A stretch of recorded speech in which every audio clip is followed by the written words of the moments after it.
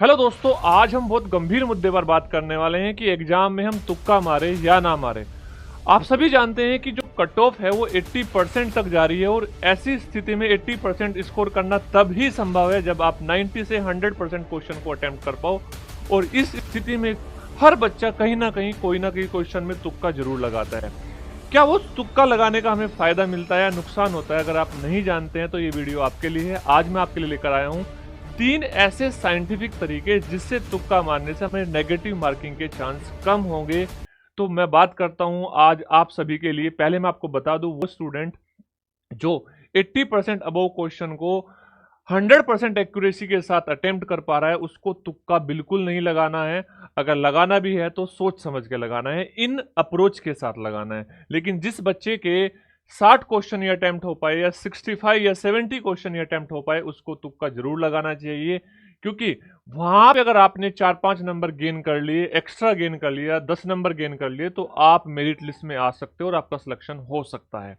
तो सबसे पहला तरीका, ये तरीका क्या होने वाला है? ये तरीका है बेटा आपका ऑप्शन एलिमिनेशन मेथड, जो सबसे सेफ और इफेक्टिव है। ऑप्शन एलिमिनेशन मेथड कुछ इस तरीके से है, जैसे आपके सामने कोई क्वेश्चन आया, आप उस क्वेश्चन का आंसर नहीं जानते, लेकिन आप ये कंफर्म है कि इनमें से ये दो ऑप्शन, मान लो ऑप्शन नंबर बी और ऑप्शन नंबर सी, उसका आंसर नहीं है। आप ये ऑप्शन से जरूर पहचानते हो। मान लो वो इंग्लिश का क्वेश्चन था या वो जीएस का क्वेश्चन था, खासकर जीएस के क्वेश्चन में आपके साथ ऐसा होने वाला है, और इंग्लिश के क्वेश्चन में और आपके रीजनिंग के क्वेश्चन में।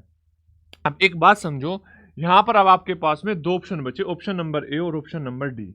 अब अगर यहां पे आप तुक्का मारोगे तो 50% चांस है कि आपका क्वेश्चन सही होगा।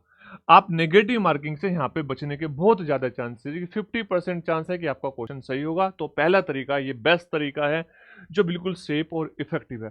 और बहुत बार ऐसा भी होता है कि हम इन दोनों ऑप्शन में से भी ऑप्शन को एलिमिनेट कर देते हैं, और जब इन दोनों में से भी ऑप्शन को एलिमिनेट कर देते हैं तो फिर 100% हो जाता है कि हमारा ऑप्शन एलिमिनेशन सबसे बेस्ट मेथड होता है।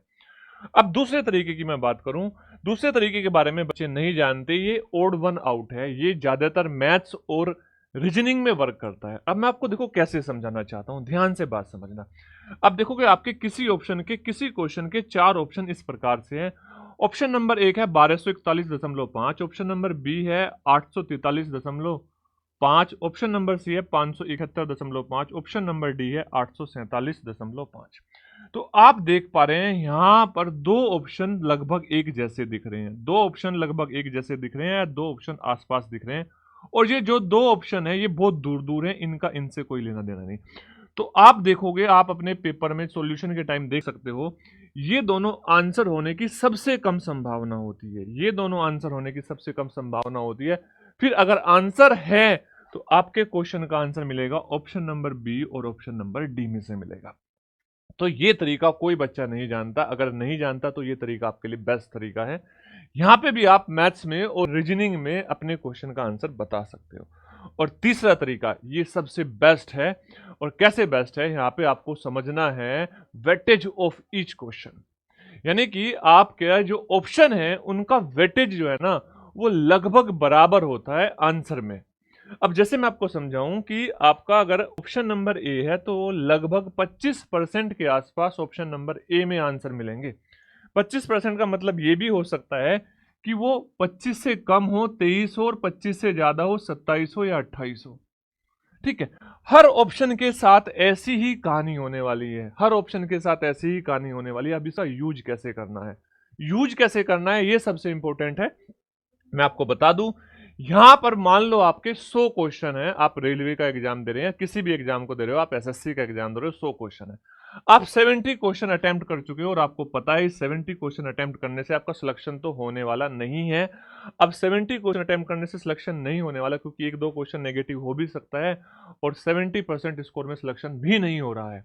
तो फिर क्या करें? फिर बेटा आपके लिए तुक्का मारना जरूरी होता है, किस्मत को आजमाना भी जरूरी होता है। अब यहां पे लेकिन किस्मत को किस तरीके से आजमाए, इस बात को समझ लो।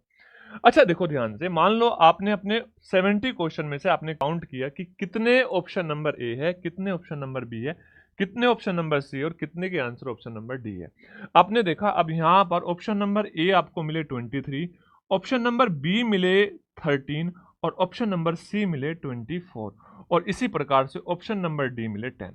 अब बेटा अगर आप अपने बचे हुए ऑप्शन में ऑप्शन नंबर ए भर रहे हो तो बेटा बहुत कम चांस है कि आपका आंसर सही हो सकता है।